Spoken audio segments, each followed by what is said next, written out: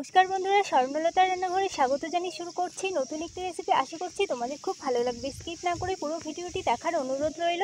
চলো তাহলে দেরি না করে মূল রেসিপিটা শুরু করা যাক। সয়াবিনের এই রেসিপিটা একবার বানিয়ে দেখুন, ভাত, রুটি, পরোটা সব কিছুর সঙ্গেই কিন্তু অসাধারণ লাগে খেতে। একটা পাত্রে কতগুলো সয়াবিন নিয়েছি, এবারে জল দিয়ে আমি কিছু সময়ের জন্য ভিজিয়ে রাখবো। আর একটা প্লেটে আমি বেশ অনেকগুলো আলু নিয়েছি, এরকম ছোট সাইজের, আর দুটো রসুন, দুটো পেঁয়াজ, আর ঝালের জন্য 4-5টা কাঁচা লঙ্কা। আলুগুলো আমি 2 থেকে 3 বার মতো জল দিয়ে ভালো করে একটু হাতে ঘষে ঘষে ধুয়ে নেব। ভালো করে ঘষে ঘষে এভাবে ধুয়ে নিতে হবে। আলুর গায়ে প্রচুর নোংরা বা মাটি থাকে। আমি আলুগুলো 2 থেকে 3 বার জল পাল্টে ধুয়ে নিয়েছি। আর এদিকে একটা কড়া বসিয়ে অল্প একটু জল দিয়ে দিয়েছি, আর ডাইরেক্ট আলুগুলো কড়ার মধ্যে দিয়ে দেব। আর সামান্য নুন দিয়ে ঢাকা দিয়ে আমি 5 মিনিটের মতো সেদ্ধ করে নেব। আলু সেদ্ধ হতে হতে আমি এদিকে বাটা মশলাগুলো তৈরি করে নেব। তো আমি আগে থেকে পেঁয়াজের খোসাগুলো ছাড়িয়ে ভালো করে ধুয়ে কুচি করে কেটে 50% মতো বেটে নিয়েছি, আর 50% গোটা রেখেছি। ফোড়নে দেওয়ার জন্য আদা বাটা, রসুন বাটা, লঙ্কা বাটা, পেঁয়াজ বাটা, আর ধনে গুঁড়ো, জিরে গুঁড়ো। আর এদিকে সয়াবিনগুলো দেখুন জল খেয়ে পুরো ফুলে টইটম্বুর হয়ে গেছে। আমার আলুগুলো খুব সুন্দর সেদ্ধ হয়ে গেছে। তো একটা তোমাদের দেখাচ্ছি কত সুন্দর সেদ্ধ হয়েছে। তো আমি আলুগুলো ঠান্ডা করে নেব। হয়ে গেছে, এখন আমি খোসাগুলো ছাড়িয়ে নেব। এভাবে একবার বানিয়ে ট্রাই করে দেখুন, ভীষণ ভালো লাগে। রুটি, পরোটার সঙ্গেও কিন্তু দারুণ লাগে খেতে। সবগুলো আলুর খোসা সুন্দরভাবে ছাড়িয়ে নিয়েছি। আলুগুলো আমি সাইডে রেখে এরপর জল থেকে সয়াবিনগুলো চেপে চেপে একটা প্লেটের মধ্যে আমি তুলে নেব।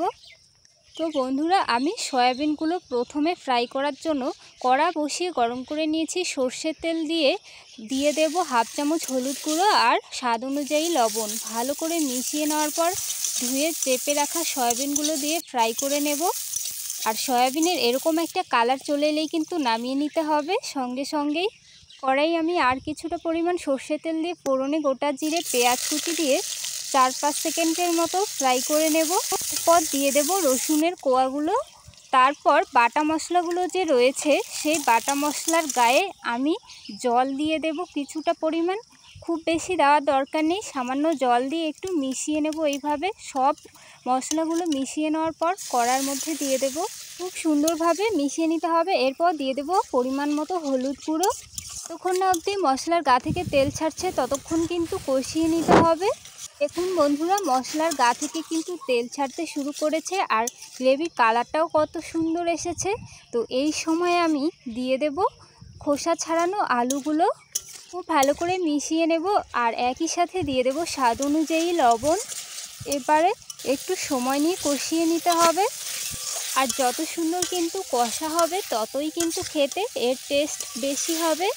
1 মিনিট মতো কষিয়ে নেওয়ার পর আমি ভেজে রাখা সয়াবিনগুলো দিয়ে আরও 2 মিনিট মতো কষিয়ে নেব। তোমরা যারা আলু পছন্দ করো না বা খাওয়া বারণ আছে তাদেরকে বলছি, তোমরা কিন্তু সয়াবিন দিয়েও শুধুমাত্র বানিয়ে নিতে পারো, আলু স্কিপ করে।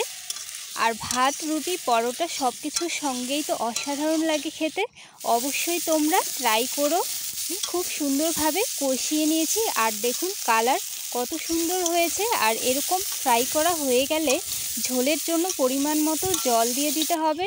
তো আমি এখানে ছোট একটা বাটি মাপে 1 বাটি জল দিয়ে দিচ্ছি। তোমরা পরিমাণ মতো ঝোল দিয়ে দেবে। এবারে ঝোল ভালো করে ফুটিয়ে নিতে হবে। তো তার আগে আমি খুব ভালো করে একটু মিশিয়ে নিচ্ছি। মিডিয়াম টু হাই আছে ঝোল ফুটিয়ে নিতে হবে। আর যেহেতু সেদ্ধ করা আলু, তাই ঢাকা দেবার কোনো প্রয়োজন নেই। আমি 5 থেকে 6 মিনিট মতো ঝোল ফুটিয়ে নিয়েছি, আর দেখুন কত সুন্দর ঝোল ফুটেছে। তো নামানোর আগে আমি দিয়ে দিচ্ছি 1 চামচ গরম মশলা গুঁড়ো। তোমরা কিন্তু ঘিও দিতে পারো, ঘি দিলে আরও বেশি ভালো লাগবে খেতে। তো আমি ঘি দিচ্ছি না, যেহেতু আমার খুব বেশি একটা ভালো লাগে না ঘি খেতে, তাই আমি ঘিটা স্কিপ করে যাই বেশিরভাগ রেসিপিগুলোতেই। দেখুন কতটা লোভনীয়, দুর্দান্ত হয়েছে। আশা করি তোমরা দেখেই বুঝতে পারছো। তো বন্ধুরা, আজকের এই সয়াবিনের রেসিপিটি তোমাদের কেমন লাগলো মিষ্টি একটা কমেন্ট করে অবশ্যই জানাবেন। আমি একটা প্লেটের মধ্যে নামিয়ে নিয়েছি, আর দেখুন কি দারুণ লাগছে দেখতেও। আজকের ভিডিওটি আমি এখানেই শেষ করছি। আবারও দেখা হবে তোমাদের সঙ্গে নেক্সট পর্বে। ততক্ষণে আমার প্রিয় সকল বন্ধুরা ভালো থাকবেন, সুস্থ থাকবেন। সয়াবিনের রেসিপিটি নতুন বন্ধুদেরকে বেশি বেশি করে শেয়ার করে তাদেরকেও দেখার সুযোগ করে দিও।